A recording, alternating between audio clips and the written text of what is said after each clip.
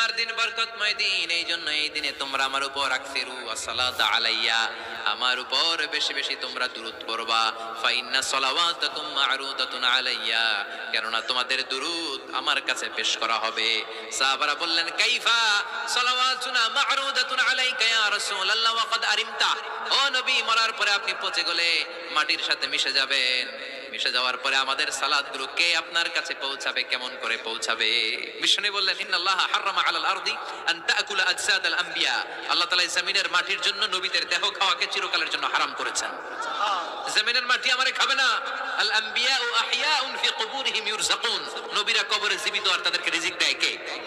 তবে এই জীবিতটা আমরা এখন যেমনি জীবিত, এই জীবিত নয়, এটা আলামুল বারজাখে, নবীদের জন্য স্পেশাল একটা স্ট্যাটাস। সুবহানাল্লাহ।